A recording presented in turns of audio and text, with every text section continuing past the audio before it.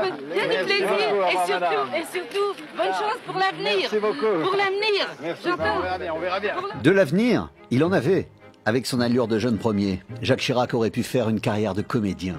Mais c'est la politique qu'il choisit. Savait-il déjà en 1965, lors de son premier mandat comme conseiller municipal à Saint-Ferréol en Corrèze, que la France tout entière deviendrait son destin? Durant toute sa carrière, des mains, Jacques Chirac en a serré, des milliers, comme il n'hésitait pas à partager le verre de l'amitié. La politique était justement pour lui une affaire d'hommes et d'amitié. Son mentor, Georges Pompidou, le qualifiait de bulldozer, tant rien n'était susceptible de stopper le jeune ambitieux. En politique, on ne donne rien, il faut prendre. Député de Corrèze, le jeune énarque passa de secrétariat d'État en ministère.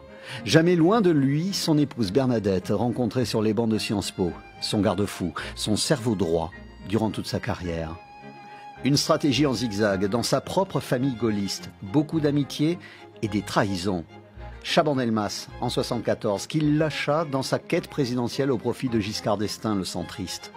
Giscard, élu président, le nomma Premier ministre, l'entente tourne à court, rude séparation, Chirac claqua la porte. Je ne dispose pas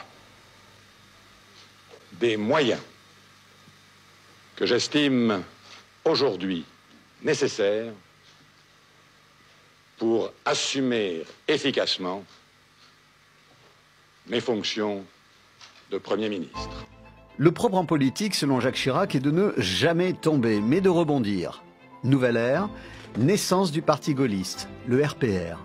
Une machine de guerre dont l'objectif est de le mettre sur orbite vers la présidentielle. Première étape, la mairie de Paris, qu'il souffle au nez et à la barbe du candidat Valéry Giscard d'Estaing. 1986, retour à l'Élysée dans le costume de Premier ministre, première cohabitation de la Ve République et nouvelle ambiance glaciale avec cet autre président, François Mitterrand. Ce soir, je ne suis pas le Premier ministre et vous n'êtes pas le Président de la République. Nous sommes deux candidats à égalité et qui se soumettent au jugement des Français, le seul qui compte. Vous me permettrez donc de vous appeler Monsieur Mitterrand. Mais vous avez tout à fait raison, Monsieur le Premier ministre. Après 2 candidatures et 2 échecs à la présidentielle, il est élu président en 1995. Une malencontreuse dissolution de l'Assemblée nationale 2 ans plus tard et la réélection en 2002 contre Jean-Marie Le Pen. Une 2e législature marquée par le non à George Bush pour la guerre en Irak.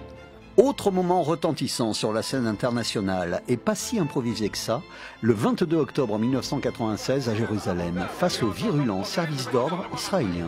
What do you want? Me to go back to my plane and go back to France? Is that what you want? Then let them go, and let them do. No, that's no problem. No, this is not a method. This is a provocation. À Paris, Jacques Chirac était amoindri politiquement. Les affaires comme les emplois fictifs du RPR se rapprochaient dangereusement. On rapporte une histoire abracadabrantesque. Amoindri aussi physiquement suite à un AVC en 2005. Les derniers mois de son mandat furent difficiles.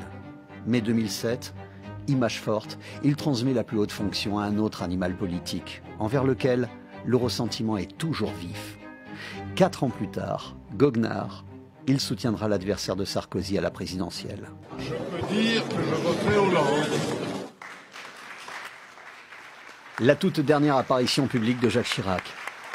C'était en novembre 2013. Il n'était visiblement plus le même. La démarche, la poignée de main, plus rien n'était assuré.